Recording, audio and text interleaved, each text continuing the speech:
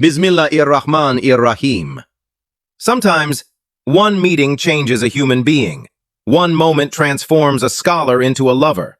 One conversation awakens a sleeping heart.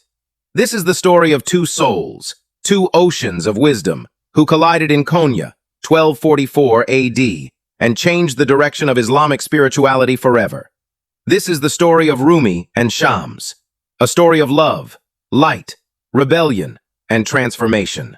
A story that still echoes through the hearts of millions. Before meeting Shams, Rumi was not the Rumi the world knows today. He was a respected jurist, a great scholar, a master of logic, surrounded by students and admirers, a man of books, law, and discipline. People came from distant lands to learn jurisprudence and theology from him. Yet deep inside, Rumi carried an emptiness, a silence, a thirst he couldn't understand. He knew everything, except himself. He knew the law, but he hadn't tasted the wine of divine love. He prayed, he taught, he lectured, but something in his heart whispered, "There is more, but I have not found it yet." The wandering son, Shams Tabrizi, a wandering dervish, a rebel of the soul, a man who feared no king and bowed before no scholar. People said, "He is strange. He is dangerous. He breaks the walls of comfort. He burns egos." But spiritually, Shams was a mirror, clean, sharp, and fearless, who could show a person exactly who he really was. He traveled from town to town, searching only for one thing, a heart capable of holding the fire of divine love. And everywhere he went, he said only one sentence: "I am looking for a man who is truly alive." He rejected every saint, every scholar, every Sufi, until he reached Konya, the moment that shook Konya. It was a normal day in Konya. Rumi rode on a mule, surrounded by students, followers, admirers. Then from the crowd, a voice rose like a spark. "Who is greater, Rumi? The Prophet Muhammad sallallahu alaihi wasallam, or the Sufi saint Bayazid?" Rumi, surprised by the boldness, replied, "The Prophet sallallahu alaihi wasallam is perfect and pure. Bayazid reached a high state, but he still said, 'I am satisfied with myself.'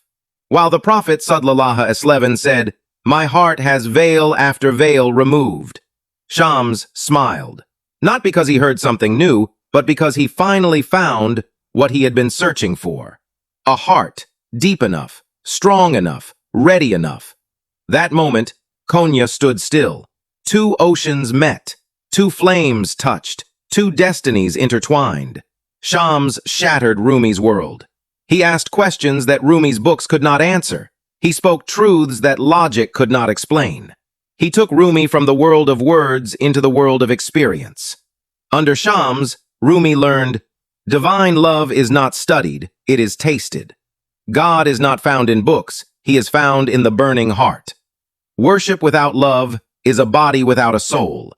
Silence can teach what speech never can. Rumi began to change, and the world noticed. He was no longer a scholar of the tongue, he became a scholar of the heart. He began whirling, dancing, crying, laughing, turning every breath into remembrance of God. His poetry, like a waterfall of light, emerged. I was dead, I became alive. I was tears, I became laughter. Love came, and I became eternal. This was not Rumi. This was the Rumi awakened by Shams. But transformation comes with a price. Rumi's students grew jealous. His followers were offended. His family was confused. They said, "Shams has bewitched Rumi. He has stolen our teacher. He has changed him too much." They could not understand that Shams did not take Rumi away. He brought him back to himself. But hate is blind. Jealousy is loud. Until one night, Shams disappeared. Some say he left. Some say he was killed. Some say he dissolved into the unseen. Rumi searched for him across deserts, caves, mountains. But he did not find Shams, because Shams was no longer outside. He had moved into Rumi's soul. After losing Shams, Rumi exploded with poetry, love, and divine insight.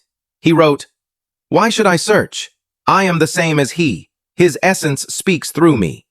Rumi no longer needed the presence of Shams, because Shams had become Rumi. Their separation became unity. Their meeting became the spark that illuminated centuries. Their friendship became the heart of Islamic mysticism. The story of Rumi and Shams teaches us, one person can change your entire destiny. True teachers don't give information, they give transformation.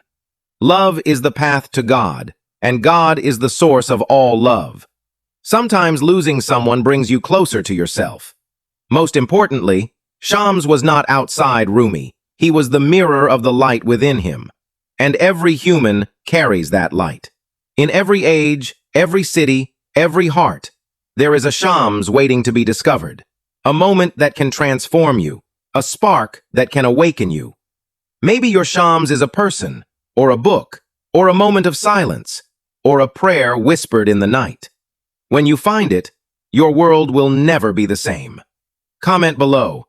Let the light of truth awaken me. And remember, the meeting of two souls can change the world.